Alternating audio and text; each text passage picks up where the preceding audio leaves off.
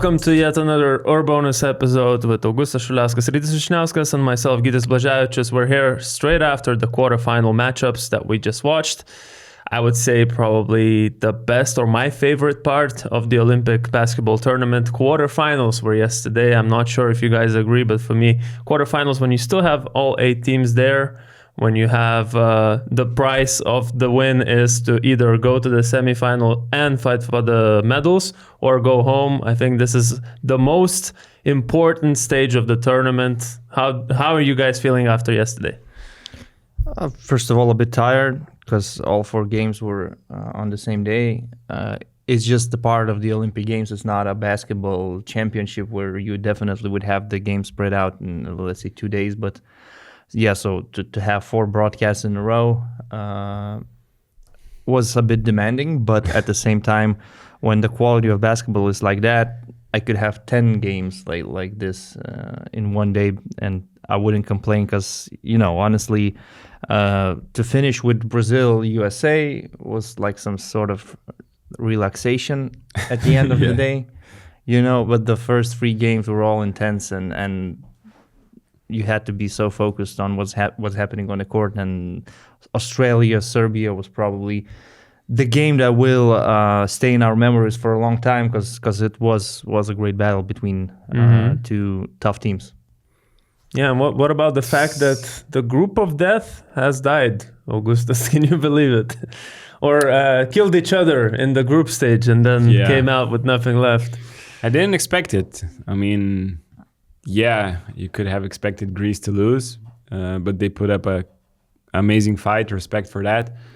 But France, yeah, best day of basketball yesterday, and definitely a great day for France, for the hosting nation. We did not expect it, although I expected it. I said that. You said France, right? I said France, and I said I do believe that when Saint-Collet will make those unpopular decisions, you can rewind the tape. Yeah, I said it. He said that Canada is going to win by 23. I said that for France, Canada is the most favorable matchup, and you went even further by saying that they're going to win. So it's not really anything new that I don't know anything, and you guys know a little bit. No, you're the one who basically got France, Japan right.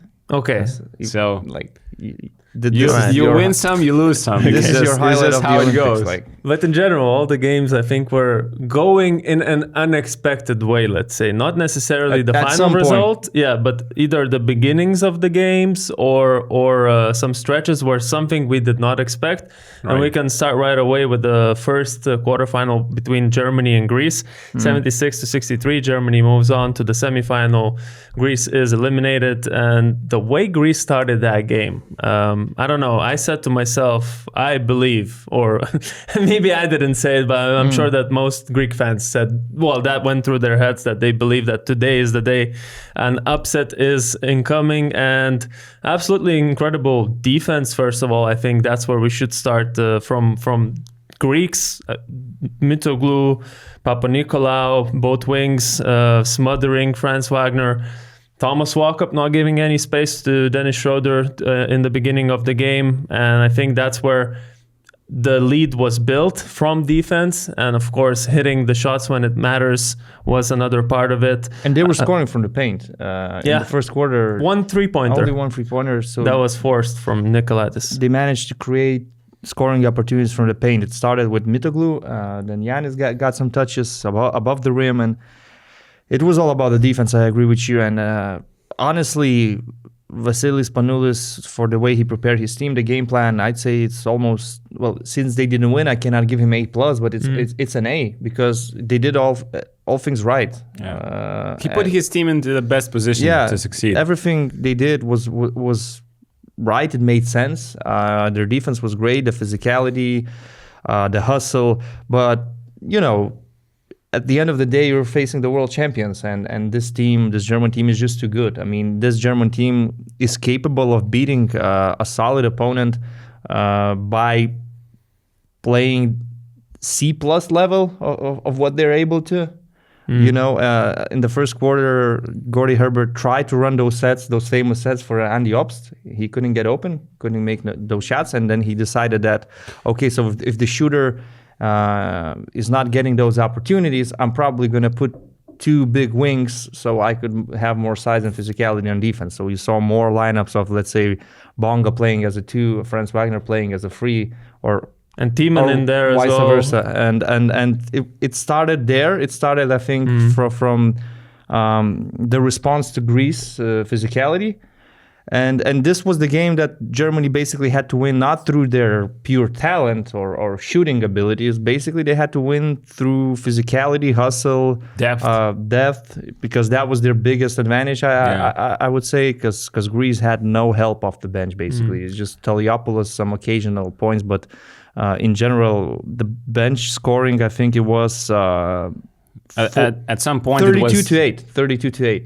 Yeah, at some point it was 18-4, so it's kind of the same ratio. So it's just that this German team shows versatility again. I mean, we expect them to play some free-flowing basketball, but when it gets tough, they can figure it out. They can play in different way. And for Germany, it was very important that they managed to stabilize the game in the second quarter.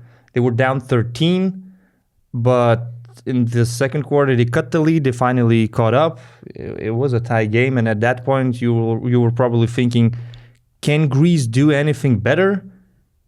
Yeah. I mean, that lineup of, just to give you some stats, that lineup of Kalatis, K-Pop, Walkup, Dinos Mitoglu, and Giannis got 5 of 19 from the field. They forced 5 of 19 from the field from Germany in the first quarter, and 4 turnovers.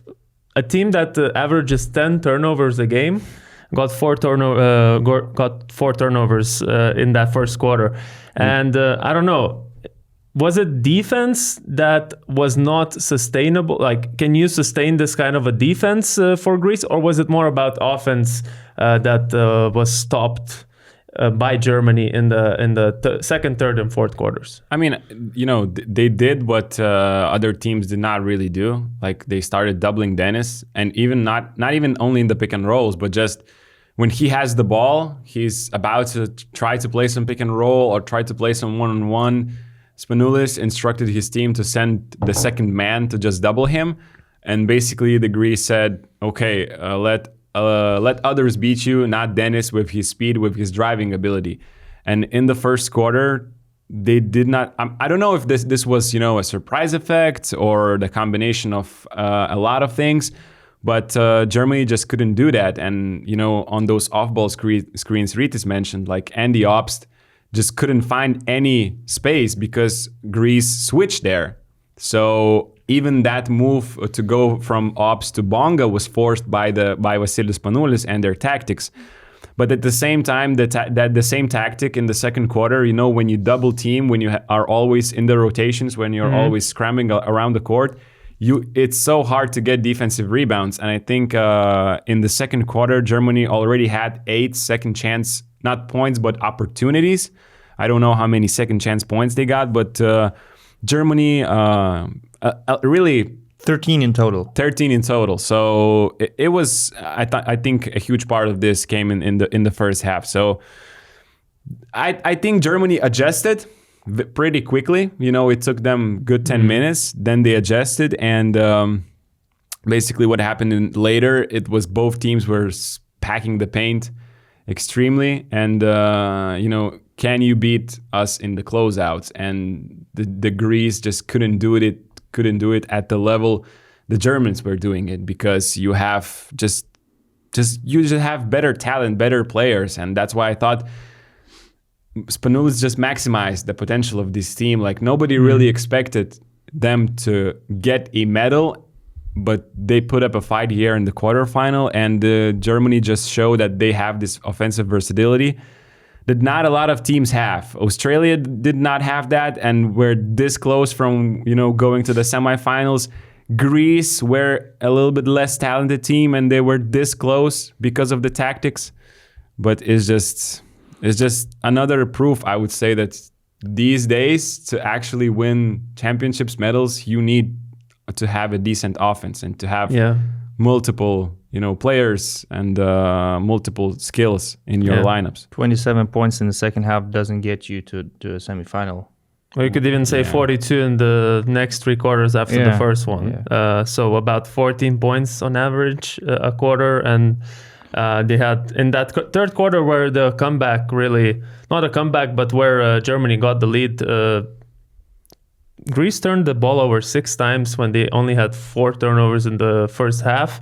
Also, the threes they shot, they had 3 3-pointers in a row. I think it was Thomas Walkup hitting one, then K-Pop with another one, and then Walkup's second 3. Yeah. And after that, if I'm not mistaken, there were 7 or so bricks from 3. So all the threes were shot in the third quarter, and that was it. So yeah, like with this offense, it was difficult. We're coming back to the same things about lacking shooters. What else did you see that Greece was lacking, or Germany took advantage of in the latter half of the game? I can't say anything new about Greece. We've discussed this during the group stage. It's more or less the same issue here in the quarterfinal game. So Vanula shortened the rotation. Maybe Lorenzakis could have been used in the game, but it's doubtful whether he could change anything on the court. So what else I saw is, again, Isaac Bonga making spot-up shots, 3 from 6 again. This time not only from the corner, by the way. His size was a big factor. He was playing say. Great defense, and that's why he was there on the court for 29 minutes. For defensive purposes, but it always helps when he can make those spot-up shots. So he was 3 from 6. I think Johannes Thiemann was amazing. I think when we're talking about the German bigs, we're talking about Daniel Theiss and Moritz Wagner first. But in this game, Thiemann was great. I mean, the physical battles, the way he absorbed contact. There was one charge he took from Giannis.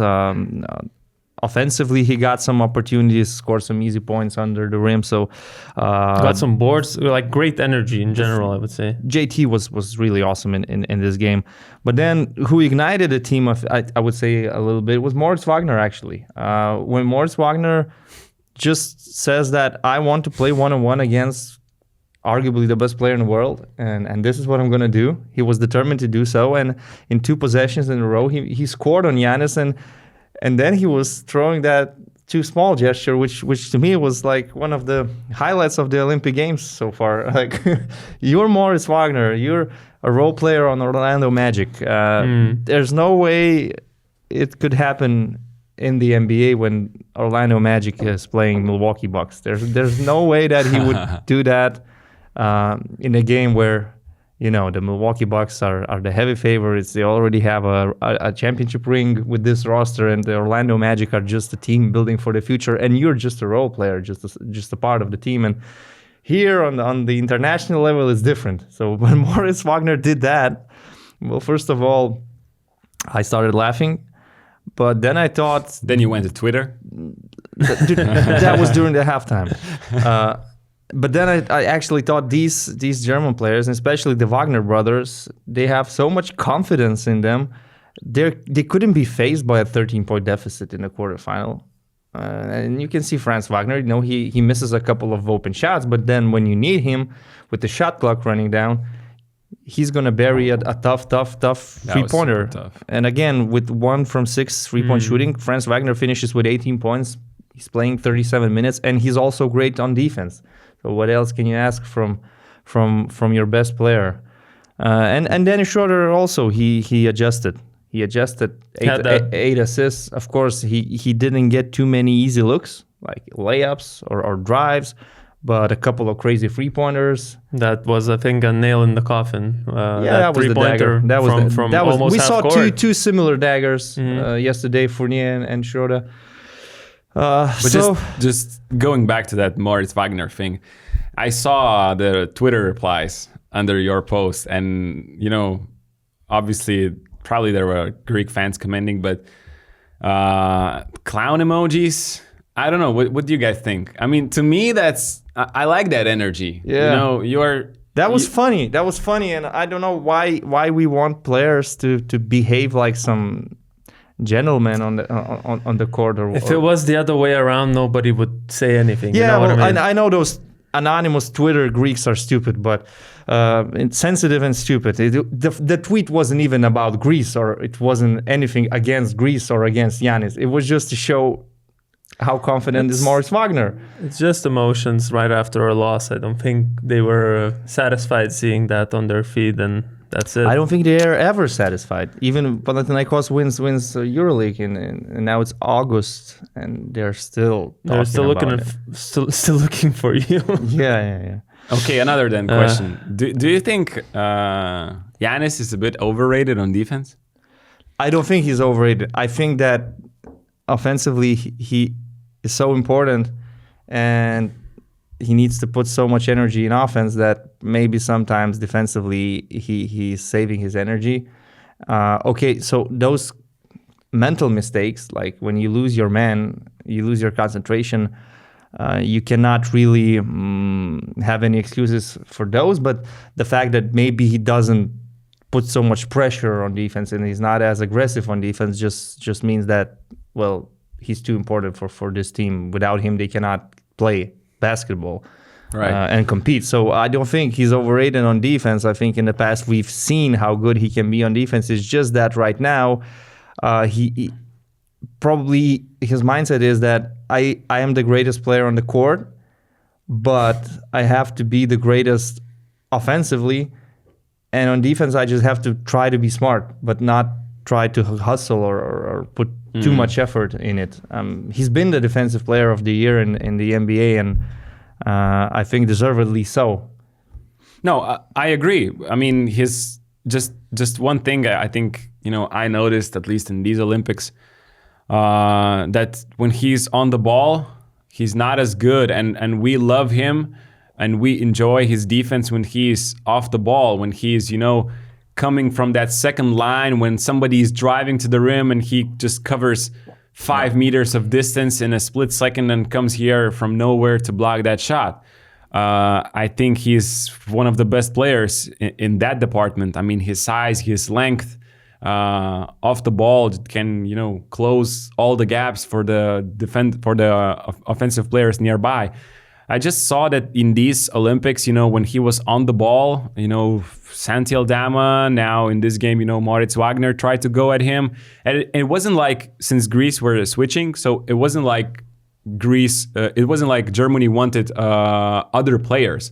Like Giannis coming to defend the pick after the switch, that's okay, we're going to attack him. So it's not like he's intimidated, but at the same time, it could be also to the fact that we might try to tire him. So in the offense, then he misses at least those mid-range shots that he's taking, a couple of them. So yeah, I just wanted to hear your opinion about this, because definitely he wouldn't be on the all defense team of these Olympics. Yeah, that's for sure. That's a fact. But at the same time, I don't have expectations anymore for Giannis to be the best player on defense and at the same time the best player on offense, because it's probably not possible. But you're right. I agree with you that there were some moments, there were some matchups where Giannis was kind of exposed, you could say. It's not a knock. It's just, saying that I think people value him as like this godly type of defender, and I'm just saying that he's great. That's like not. I don't see it as a bad thing. It's just. Yeah, I believe that it was emphasized by NBA commentators a lot in recent years that Giannis is so good as a help defender, but it's not being talked about anymore that he's some sort of lockdown defender. That's not what he does.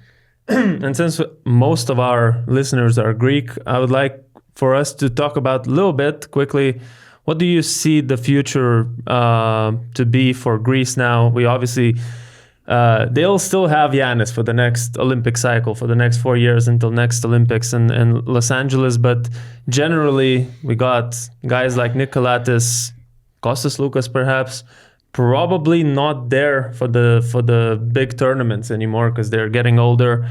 How do you see Greece generally performing for the next 4 years? Because some people say the future is bright, but some are actually concerned, and I'm a bit more to the concerned side.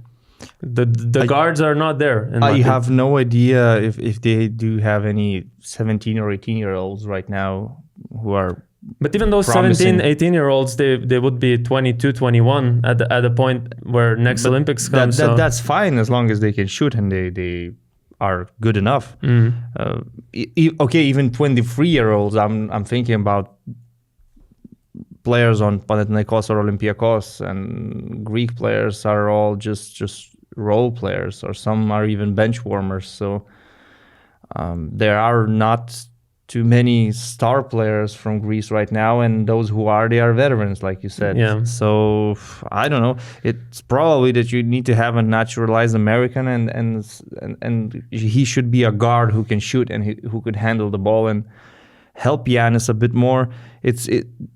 4 years in the future is too far. I don't think we can predict what will happen in 4 years' time. We don't even know if Giannis will play or not for the national team. He's going to be 34. So according to his age, he should be available, but who knows what might happen in 4 years.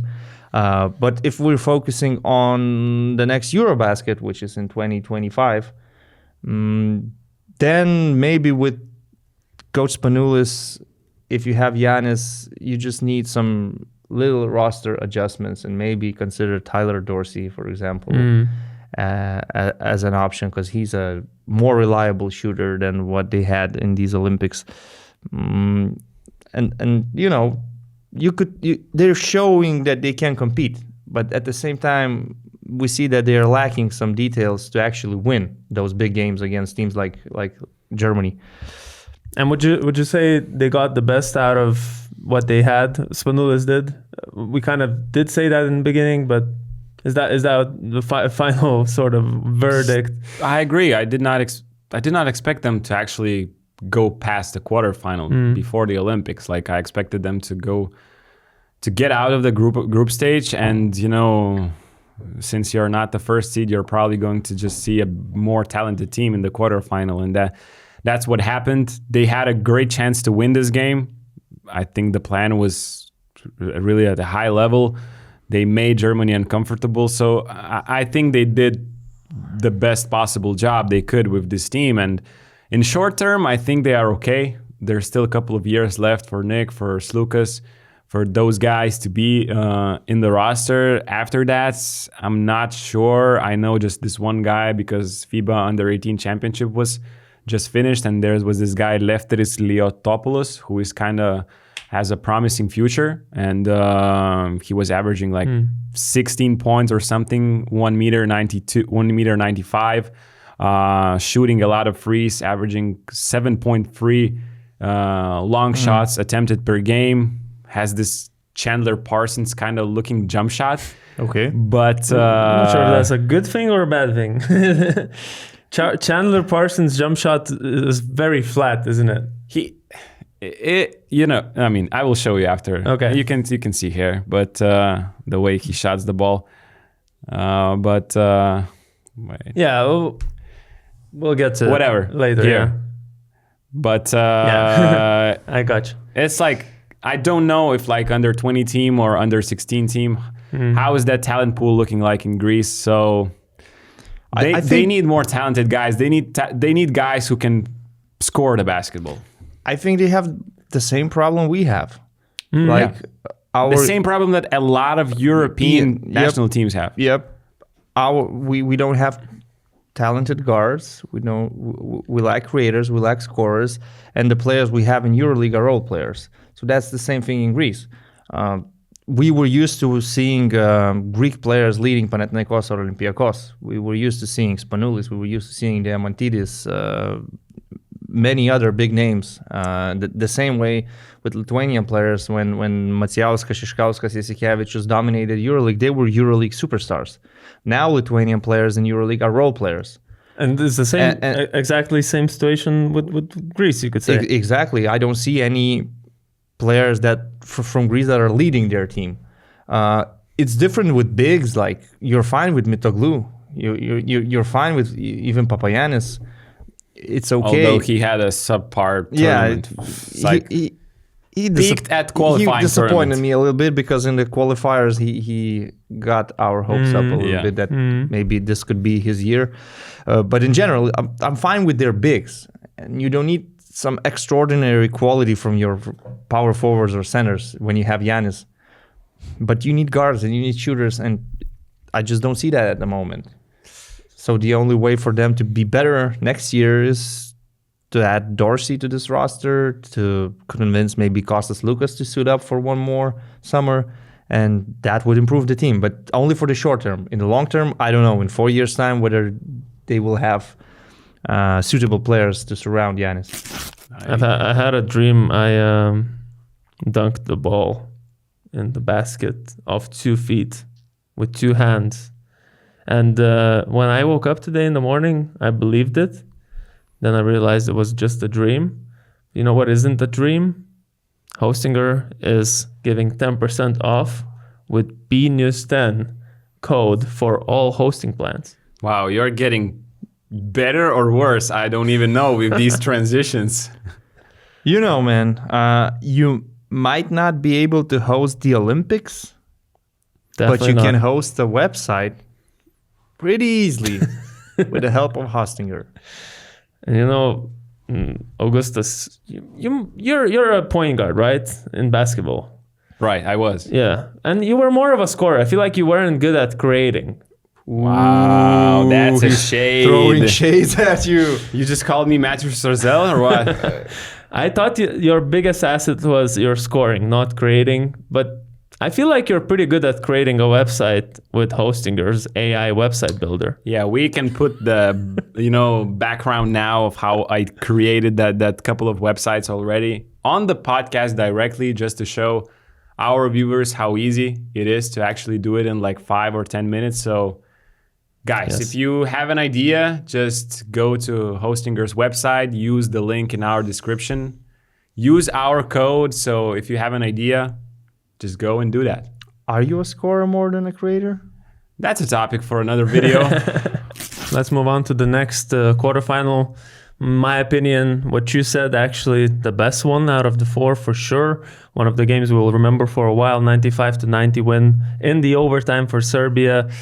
Australia says farewell to the Olympics, and most likely this mythical player of FIBA, Patty Mills, says farewell to Olympics in general.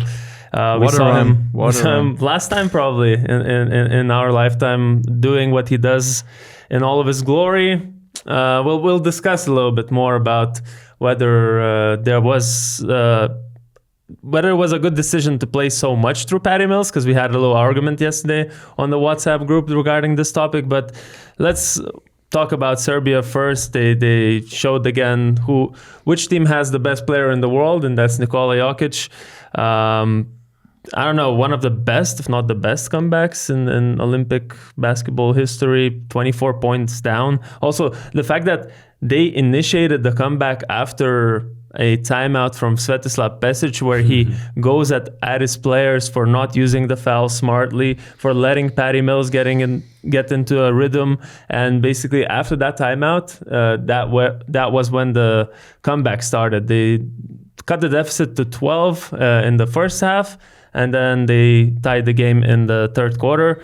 So we couldn't wait with Augustas yesterday. We sat down. We talked about this game already a little bit. So let's give some mic time to Rytis to reflect on this game right now. Well, even when Australia was up 24, I didn't completely believe that they will win this game. It was too early a little bit, right? It was too early, and also what they did was unsustainable. They had 77% shooting after 8 minutes. Patty Mills was hitting those tough mid-range shots. You cannot expect to hit 80% of those shots. It's impossible. Those shots are tough, and you know that Patty Mills is 36, so he cannot run like this for 30 or 35 minutes anymore. But that was just 1 quarter of brilliance from him. And okay, Josh Giddey also started solid, as he did in these Olympics. He plays very solid in the first half, then something happens in the second half, whether it's that he's getting tired or just the defense becomes more aggressive. But, even at that point, I was still thinking that Serbia will probably come back, because we're talking about a team with Nikola Jokic and Bogdan Bogdanovic, and we're talking about the team that has more than enough size and physicality to guard Patty Mills, to stop Patty Mills. Because Australia, they're very limited. They don't have ball handlers. They don't have help off the bench. They don't have depth. And 40 minutes is a long, long time. It's a long game of basketball. And when Serbia cut the lead to 12, and the way I saw Australia playing offense for the last 3 or 4 minutes of the second quarter, I thought that there's no way the Boomers can win this quarterfinal. A 12-point lead means nothing, basically, going into the halftime. Like I said to Gytis yesterday, imagine, it doesn't even matter if you're down 24. Like, okay, a little bit it matters, but imagine you are like down 7 or 8, 2 bad possessions in the last 40 seconds of the second quarter, and you are down by the same 12 points.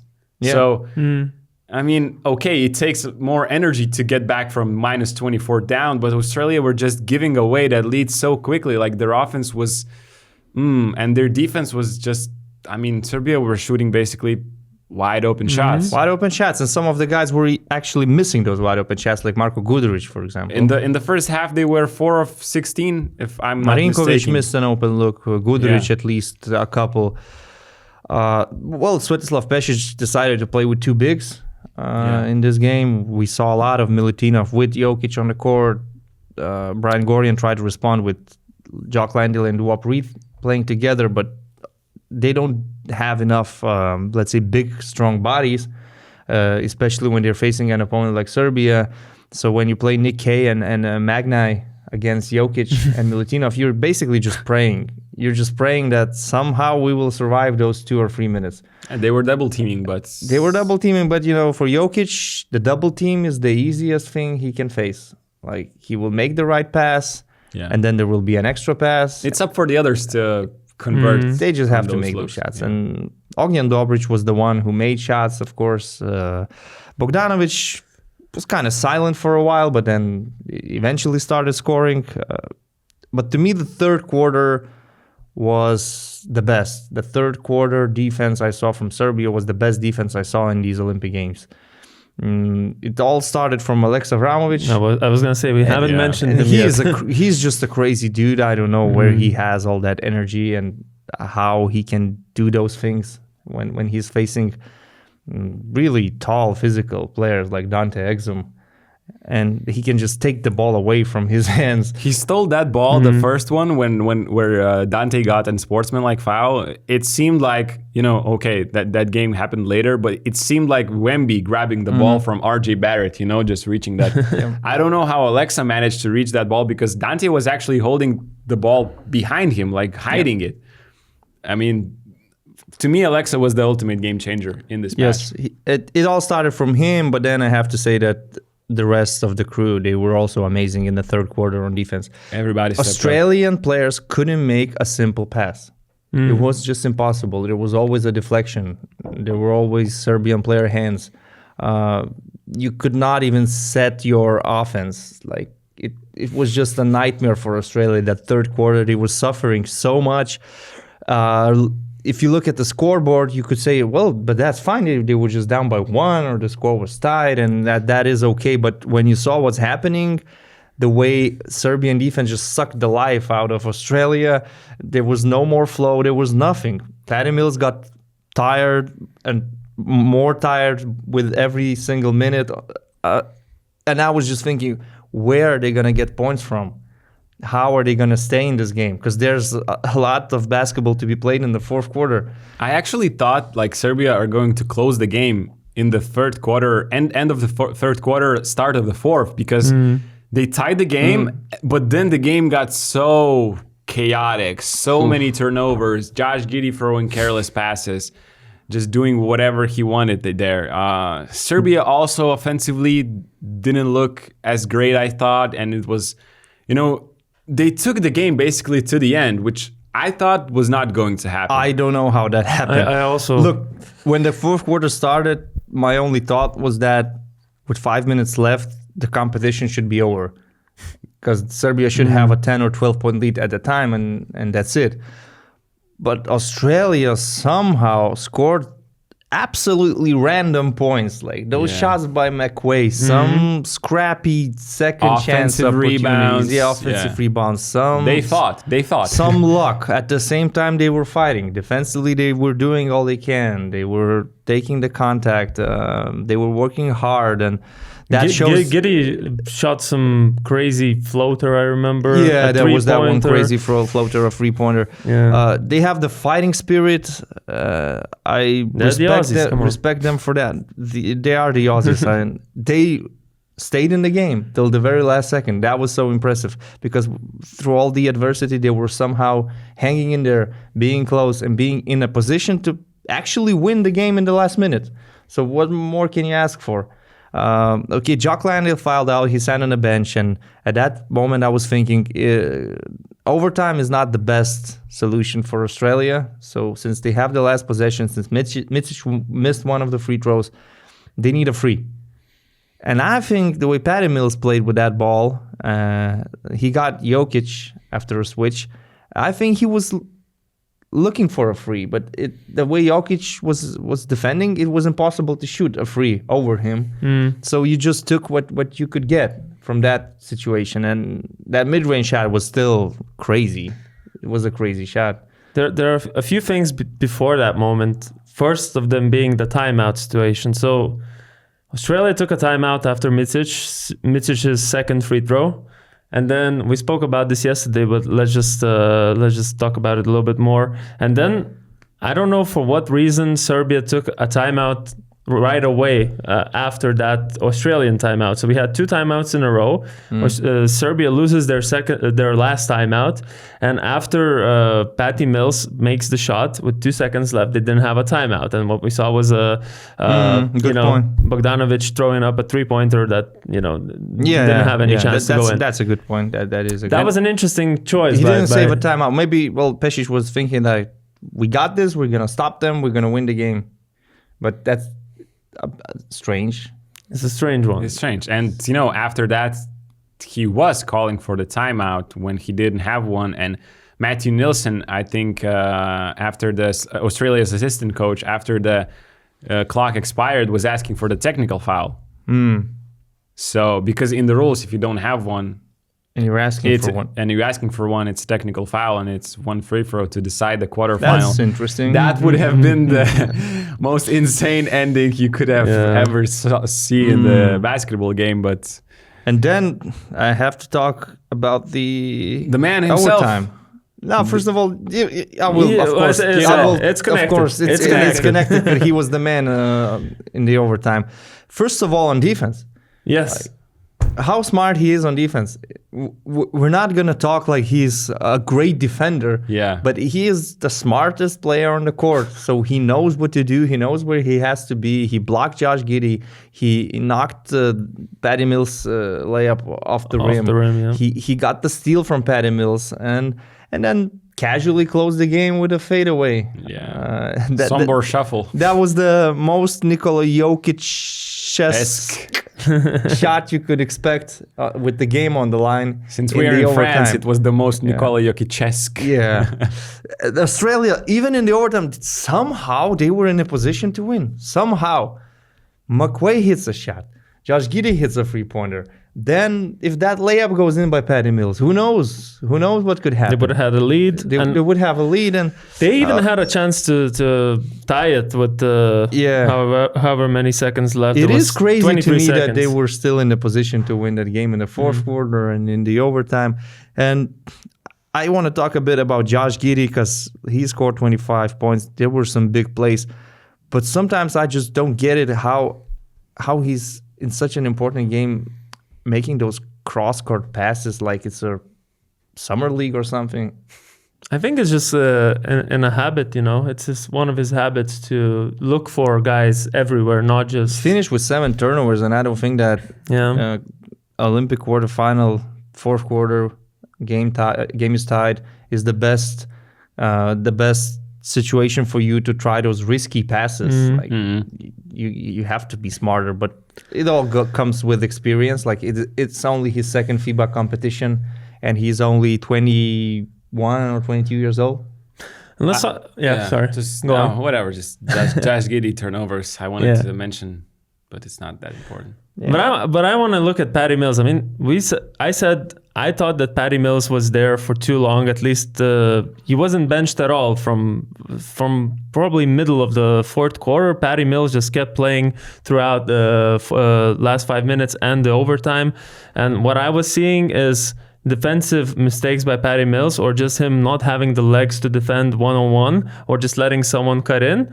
And then on offense, turnovers and missed shots. And then when he did make that one shot, it kind of redeemed him for all the mistakes before. But then again, overtime, we didn't see anything from Patty Mills. So I thought he was used too much and had the ball too much. But you guys have the argument of there's nobody else to have with the ball. So I could take your argument if they had alternatives, but who are your alternatives?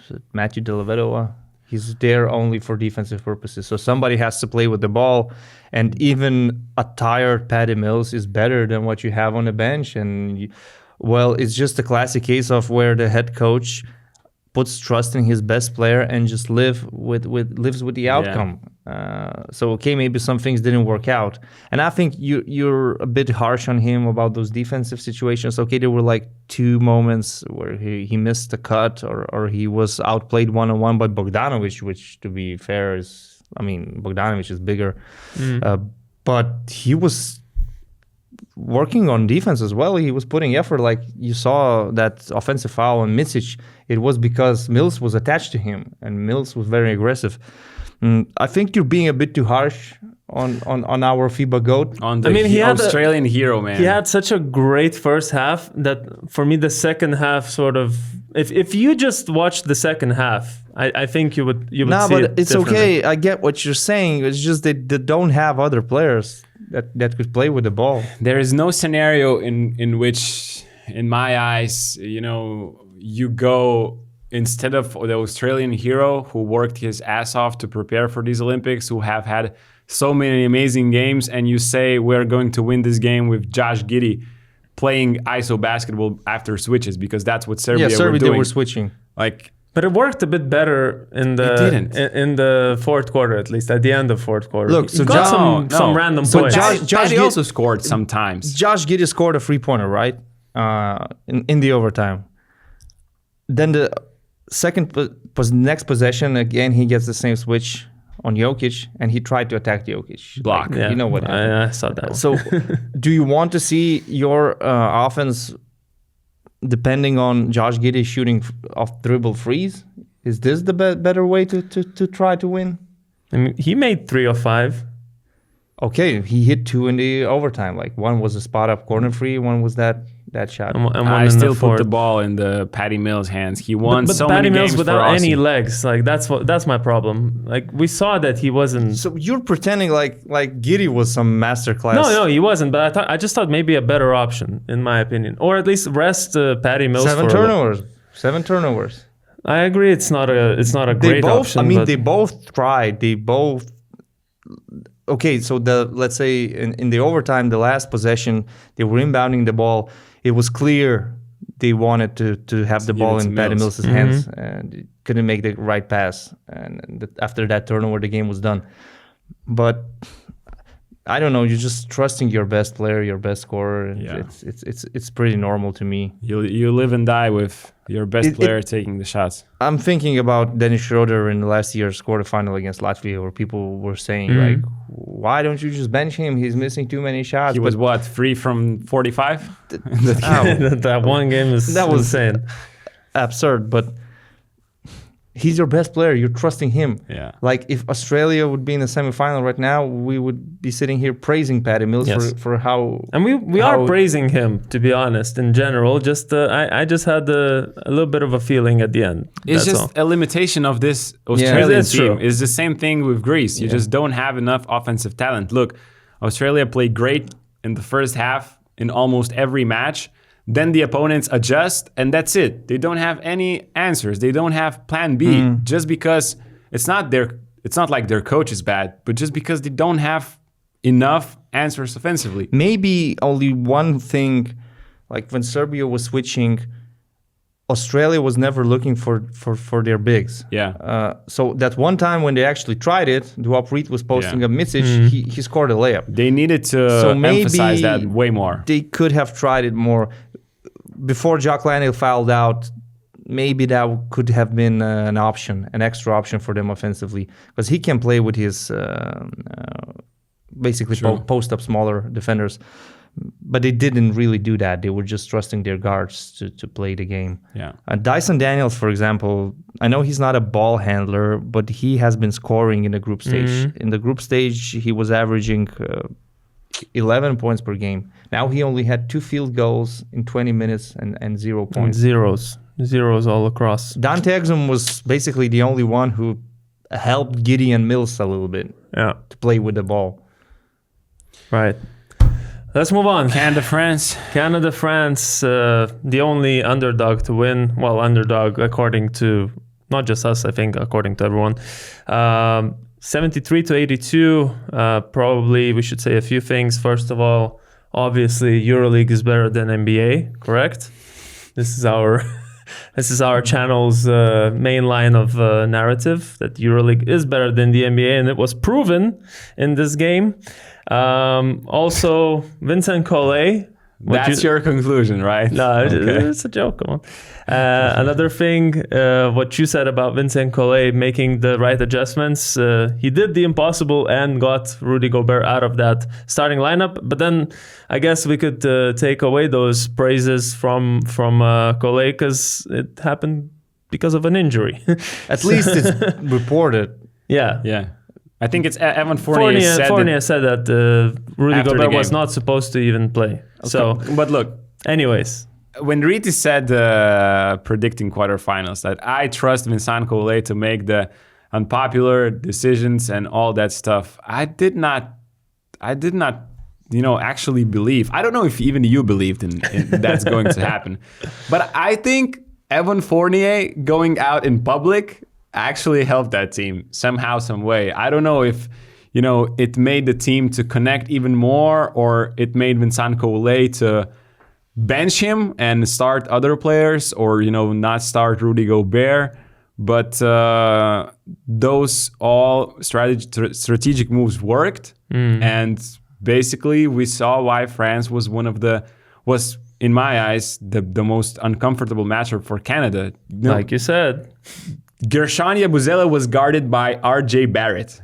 Like power forward who weighs, I don't know how many more kilos than RJ Barrett, is guarded not even by a forward, by a, small forward maybe. But you could say he's a free too. Yeah. Not nowhere near a 4-position player. Or you could say Dylan Brooks guarding Matthias Lazort in some situations. Dylan Brooks was primary defender for Wemby. For Wemby at the start. Yeah. And so I thought, France just went into the post. And if you help, they kick out. There's Yabusele making 3-pointers. There's, Lazor posting up after switches against RJ Barrett. And France did a smart thing. From what I saw, they just had 4 players around the perimeter. So if you help, there's a kick out. And if you don't help, there's Matthias Lazor 2+1. They just show their size. Yeah, Matthias Lazor looked like Shaq. You mentioned that, and what did you say about Isaiah Cordinia in the first quarter? 10 points in a row. I don't remember what I said, but he started the party for France. He made that run. 2 transition frees. Up 11 after 4 minutes, 16-5. Jordi Fernandez was a bit patient, let's say, to take his first time out. He waited till the run extended. But honestly, I don't think Canada lost because of their defense. I think they lost because offensively, Shai Gilgeous-Alexander didn't have any help. They were struggling to score. Batum did a great job on Shai Gilgeous-Alexander for the bigger part of the game. He still got his numbers, and I'm fine with the way he played, although he missed important free throws in the fourth quarter, but that's okay. He scored 27. He was still good. They trusted Jamal Murray, but it just wasn't going to happen. I don't know if that was the right decision, to be honest. I'm not sure. He did not have a good game before the quarterfinal, and I know, his name, his status in the team. Just kind of, you're a little bit forced into doing this. It's kind of tempting to have this Denver Nuggets star guard on that court and to believe that maybe today is the day. Maybe today is the day where he's going to score those mid-range jump shots and he's going to help Shai Gilgeous-Alexander. But look, there was no help from Andrew Demhard as well in 15 minutes. It's not like anybody else stepped up. Brooks also missed every shot in the world. Dillon Brooks offensively was just terrible. It was a disaster class performance from him. After that 40-point game that he had, and when they were still in the game, and they grabbed an offensive rebound, why was he trying that crazy fadeaway shot? And Wemby blocked him. That was a very bad decision. So in general, I think they lost because Shai Gilgeous-Alexander didn't have help offensively, not because of their defense. Although defensively they suffered a lot, and they were switching all the time. So France were finding mismatches in the paint with Lesor and Yabusele mainly. And also I'm thinking that maybe Jordi Fernandez could have tried some different ideas on defense, because if you cover the pick and roll with a drop, for example, you force your opponent to make mid-range shots or floaters. And I don't think that France has great guards right now that could actually score consistently. Although Cordinier had a great game, although Fournier was good fourth quarter. In the fourth quarter, he made those shots, but from different situations. Let's say it wasn't scoring from the pick and roll. So perhaps that could have changed the game a little bit, like using Dwight Powell in a drop defense instead of switching all the time. But as I said, the main reason they lost was their offensive struggles.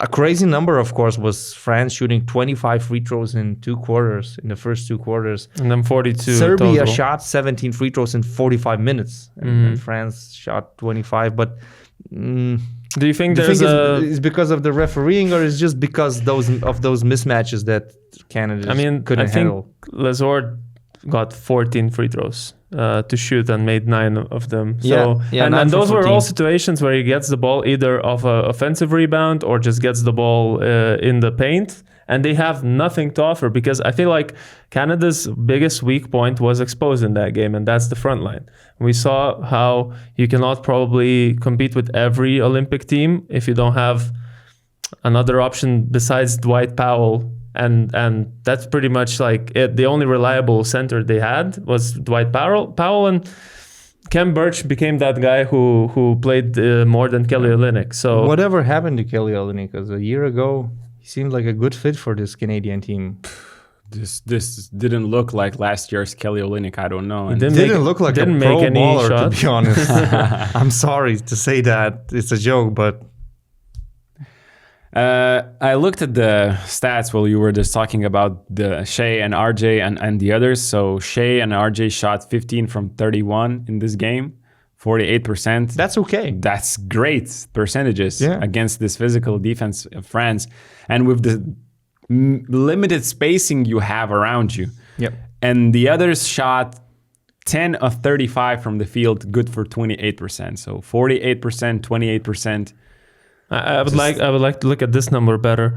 Dillon Brooks and Jamal Murray's percentage is 4 from 22. So let's do a quick math. 18% from the field. Do you think that in a way... From the two biggest other stars. Do you think that in a way Canada lost the game in the first minutes? Because you're playing the Olympic hosts and you let them run away in the first 4 minutes. You're down 11.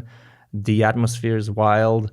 But Toom is smothering SGA in the first few minutes, at least so what I saw. Now you know that you will have a tough task to try to catch them, and you're basically playing as an away team in that environment. So do you think those first minutes were crucial? I think so. I think this is the worst start you can have if you're playing in a hostile environment against a home team. Basically, it was an away game for them, and it's like all the Canada's games were like this. It's like going around even score, and then they just make the right plays in the end. Shea takes over, makes some dagger shots, scores some free throws. They win by a couple points. I don't think last year and this year they ever had a poor start like they had yesterday. And a year ago they trashed France by 30 so in Philippines. I mean, or they were not in the Philippines. They were playing. Yeah, whatever. But in the World yeah. Cup. So yeah, I think France got really a favorable matchup here, but they did an amazing job in this game. Really, France had the lead for 39 minutes and 43 seconds. They dominated right from the start, and all the times Canada tried actually to come back. There were so many instances when they were like 6, 8, 10 points, and you could feel the momentum kind of going to Canada's way. They were like, okay, we're going to do this. We're going to have this score. Didn't realize Canada got 5 more offensive rebounds than France when you consider the front lines, right? Yeah, but they were very aggressive on the boards, especially in the fourth quarter when they were still trying to make a comeback. What about second chance points? But second chance points is on the French side. So they couldn't convert. 15-10, so they couldn't convert. We go back to the same problem of just percentages. One of the highlights of these Olympics to me was the hustle play by Lou Dort. Oh, yeah. When he got a steal. When he fell on the floor and I cannot say punch because you cannot punch a basketball, but he just slapped the basketball to save it from out of bounds and to somehow make sure that it gets to the hands of R.G. Barrett, I believe. I don't remember this play. What a hustle play that was. Right. Some Dennis Rodman type of stuff. That was an amazing moment in that game. So we got Canada eliminated, one of those teams we didn't just see as a favorite for this game, but in general as probably the one of 2 teams to potentially challenge Team USA. A lot of people expected a North American final, actually. Mm-hmm. And now we'll have 3 European teams in the semifinals. North American final? Germany is in North America? No. I'm kidding, guys. Oh, I see what you mean. Some people, I definitely heard some opinions that Canada is the team that could actually challenge Team USA. Yeah, I thought so too. I thought they have a chance, but just France happened. And to finish about this game, I have to praise the greatness of Nicolas Batum. Once again, that is my captain. The man played 33 minutes, and he was on a mission to mirror Shai Gilgeous-Alexander, to be there every step he takes. He's going to be close. And he didn't even care about how many shots he's going to get. 33 minutes on the court, only 1 field goal attempt, 0 points, but still one of the most influential players on the court. He influenced the game so much through his defense. So this is your captain. This is the man who's leading his team by example.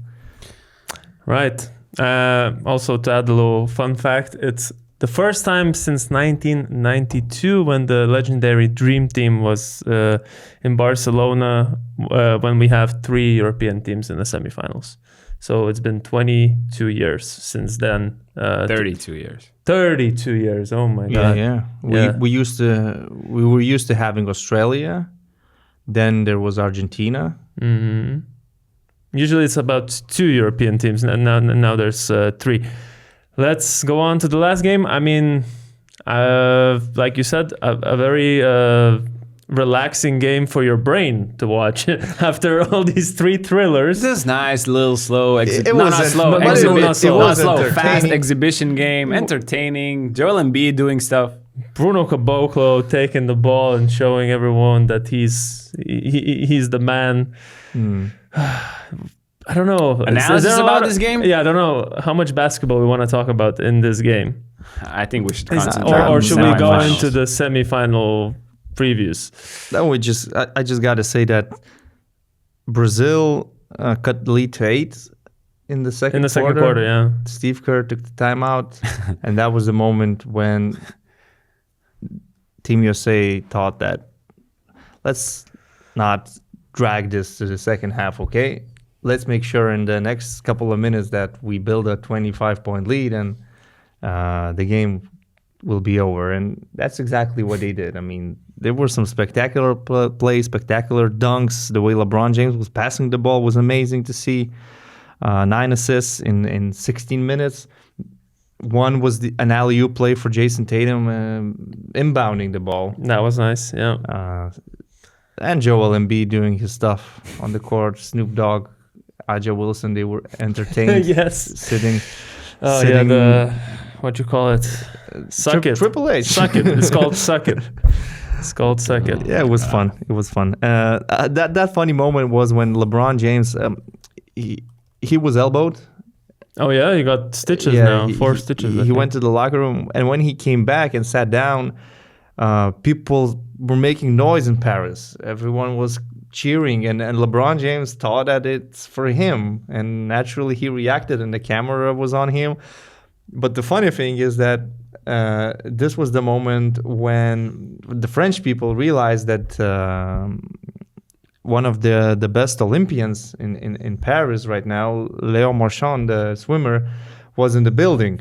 So they were cheering for him, not for LeBron. And then they started singing Léon Marchand's name. That was a bit awkward.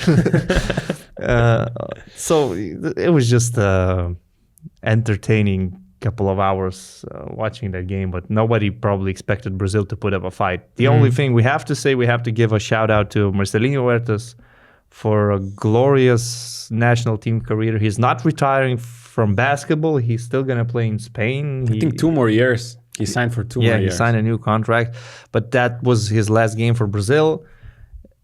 It's amazing. Like at 40 years or 41 years old. 41, I think. 41 years old in the Olympics. He's there, not just some guy on the roster. He's still their main point guard. He's still one of the best passers, and in the pick and roll, he can still hurt you.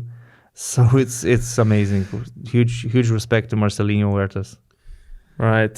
So let's look at these matchups in the semifinals now. We already saw both of these games in the group stages, and both of those games were basically blowout wins for both teams. USA won against Serbia, Germany won against France. We just spoke about those games, it seems, but now we'll get a rematch. So let's start with USA and Serbia. I don't know. The way I see it, for Serbia to have a chance, because we obviously all assume that this game is, like 70 or 80% going to USA, if not more. It depends how you look at it. Serbians are confident. They want to win.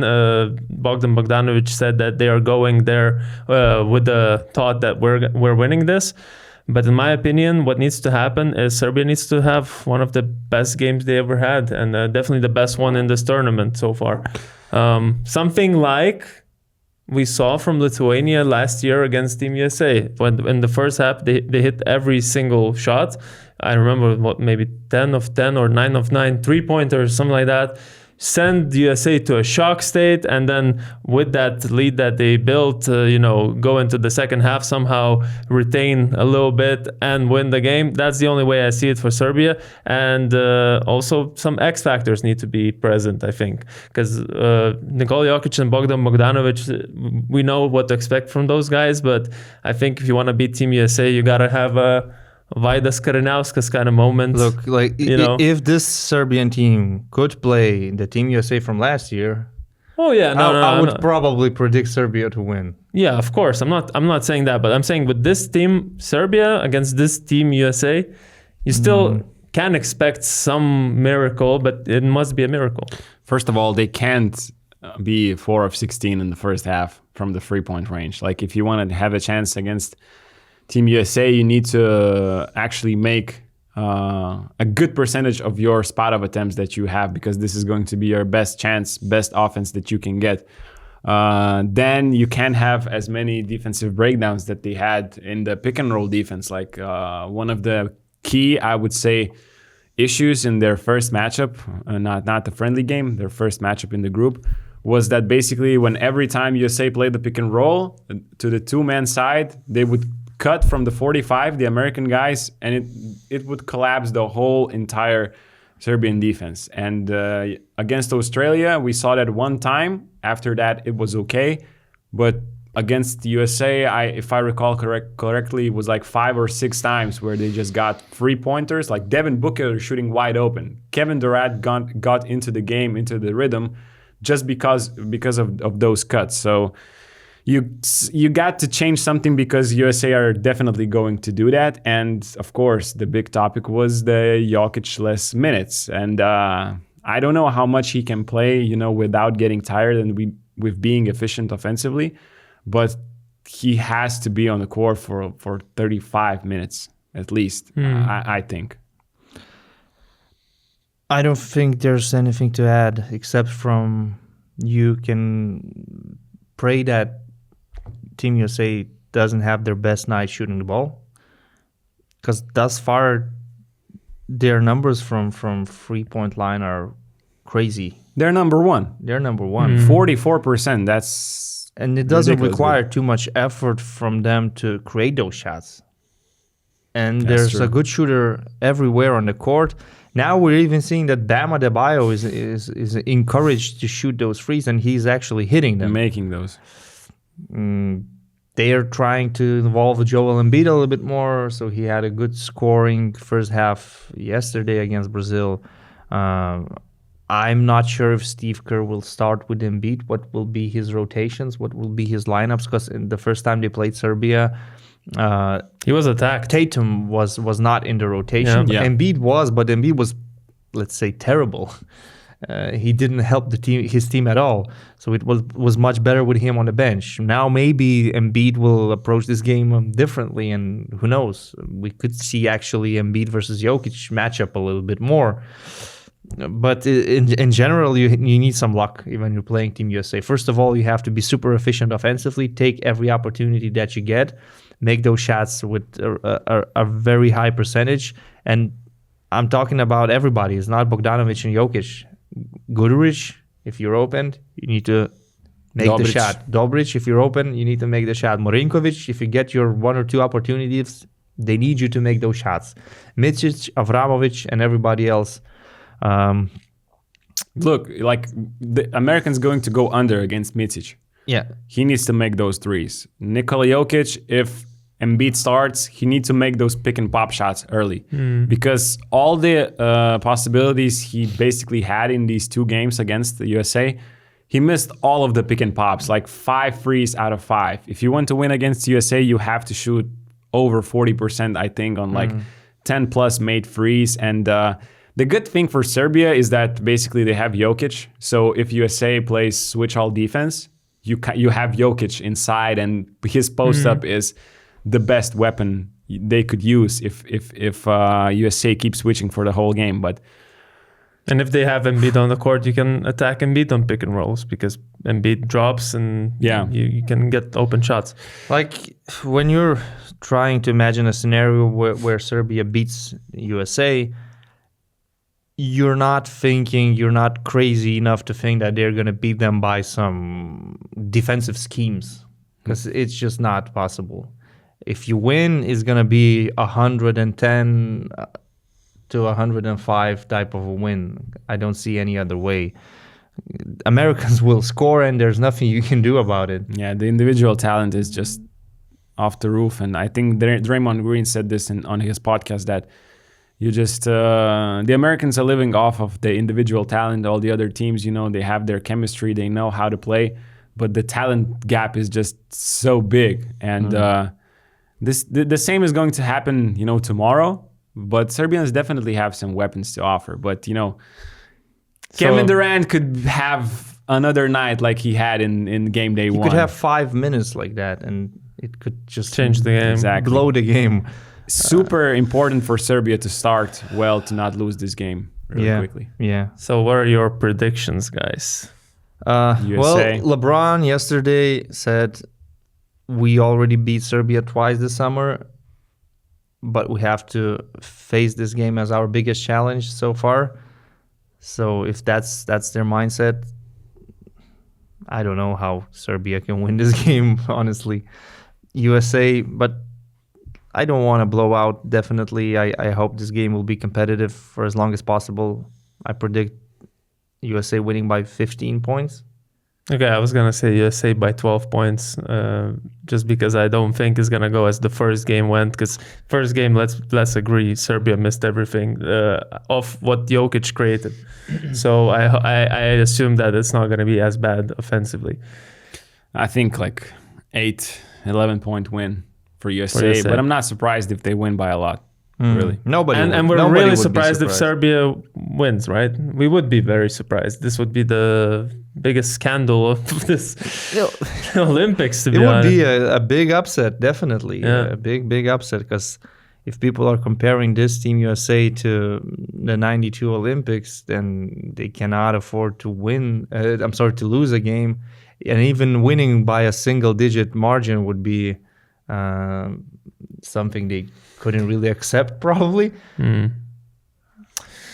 Look, USA talked so much shit, after losing last year and getting the revenge team, the Avenger squad. So they just can't afford to lose after, lose. Charles Barkley said they will not be allowed into the into the country if they lose, if they don't win the gold. I wanted to say this crazy stat that Steph Curry so far is 5 from 20 shooting threes. And USA as a team is 44%. So yeah, and the best shooter is 5 from 20. Yeah. I love Devin Booker actually in this tournament. To me, he's the player that stands out, playing in his role perfectly, averaging 12 points per game, 57% from the field, and also one of the better defenders, surprisingly for Team USA. Yep. Right, and then the next one, we just talked about it, was the last game of the group stage for both France and Germany. A hopeless performance from France, a great game by Germany, and it kind of, you would ask what changed here. Like, France just had one game against Canada. The lineups changed. We don't know if that's going to stay for the next game, but I'm assuming you would want to try again to not have both Wemby and Gobert in there. Germany would want to play Gobert and Wemby. I know, but what are you guys thinking? Do you think something can be done from France? Can they have a game like that, like they did against Canada? Look, I think playing the Olympics with your home crowd is a huge factor, and although that probably crowd got the best out of Franz Wagner and Mo Wagner in the group stage, because they had their energy on 150%. But it's going to be tough for Germany, I think. It's going to be tough for Germany. But at the same time, I don't know if France can play as well as against Canada, because they just had the perfect mismatches, I think, against Canada. And Germany, they have strong bodies. In like Daniel Theis, he's a strong body. He can stay against Lazort in the post. Like Yabusele is not going to be as big of a factor, I imagine. Yeah, because there will be Voigtman or Thiemann on the court next to Moritz Wagner or Daniel Theis. So you will not have those mismatches. You will not have Gershon Yabusele posting up a guard. And offensively, Germany has so much more to offer than Canada. Like, Canada has the best player, but they don't have this mechanism as a whole. And I don't know, I'm still waiting for the game from Andreas Ops, but I don't know. Maybe they'll come in the final. Happened yet. It hasn't happened yet, because teams are just switching it all when he's running out there and they're doing, it correctly.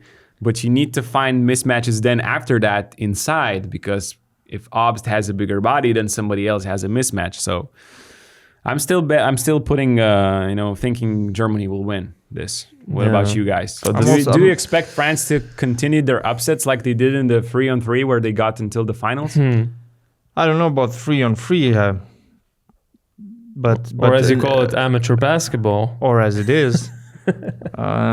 But in professional basketball, Germany is the better team right now. I put Germany in the final, but I think it's going to be a close game. Okay. I think it will be a close game decided in the last minutes. And when the game is decided in the last minutes, you're trusting the team that has more perimeter talent usually. And when it's Dennis Schroeder and Franz Wagner closing the game, I feel more confident about them rather than the team with Evan Fournier and Isaiah Cordinier. Yeah, I just can't imagine France playing. Look, I don't see them scoring as much from the post, or I don't see them getting as much to the free throw line as they did against Canada. 92 times from the free throw. So they will need to find different solutions, how to score. Okay, maybe they figured some things out. Maybe they had a meeting inside the locker room and talked about everything after that heavy loss in the group stages. So they should be better. Vincent Collet probably will not play Gobert with Wemby anymore, even if Gobert is healthy and ready to play. He made those right adjustments, at least for one game. But now Germany will also expect those things, because for Canada, maybe... It was a bit of a shocker, I guess. They weren't expecting to see this.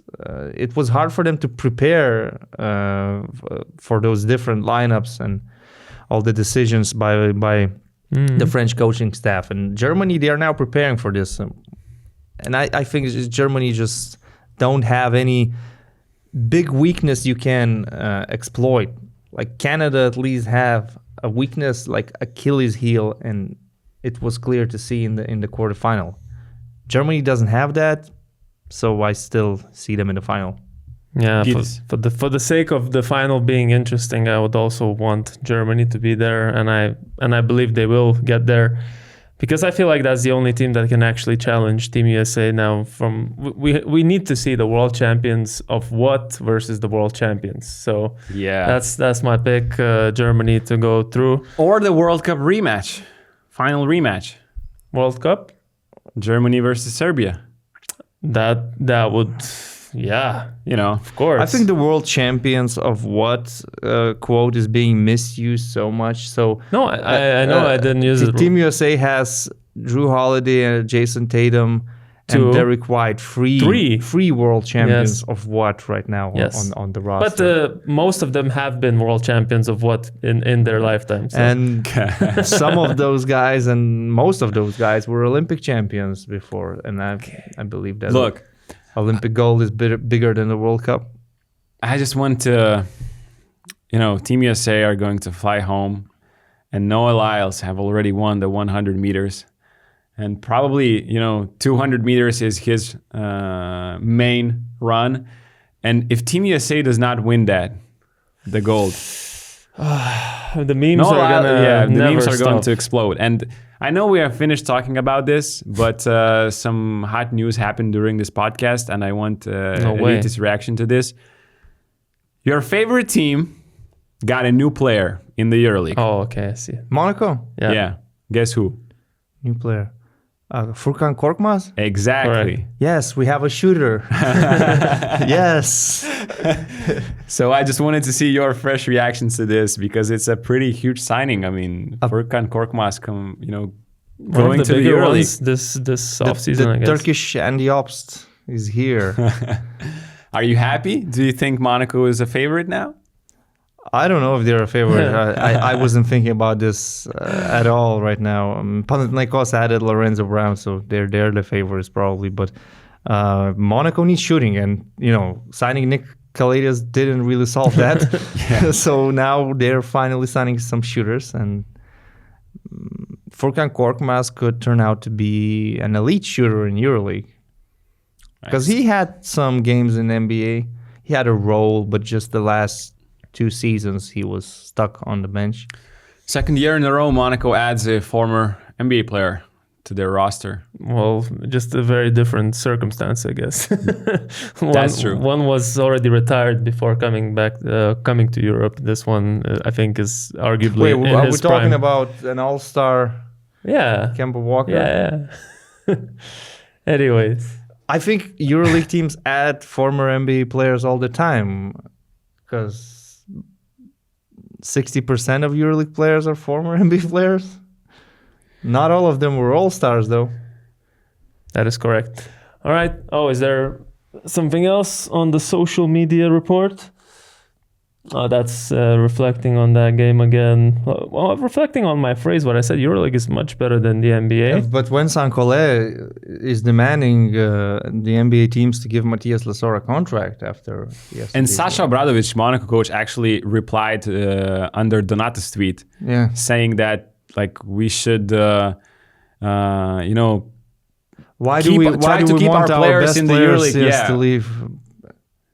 Yeah. This is a surprising stat, isn't it? Because it's not a tournament for Wemby where you would say he's dominating, especially last game. He only had 1 field or 2 field goals yesterday. He dominated the first 2 games. And okay, the fact that he's first in rebounds and first in steals does not surprise me at all. But first in assists just shows that they don't have creators. First in 3 points. How the hell is he first in assists? Who you want, Matthew Strazel to have more? Matthew Strazel played 1 game, essentially. Matthew Strazel saved France from actually being last in their group. Yeah. No, not last, third. That's why if France are in the final, I mean, It's you unfair. can analyze basketball what you want, bro. but you just need to be in the right time, at the right spot, play 40 minutes in the quarterfinals perfectly, get the right opponent. Yeah. That's it for today, guys. Thank you for listening. We'll come back right before the finals.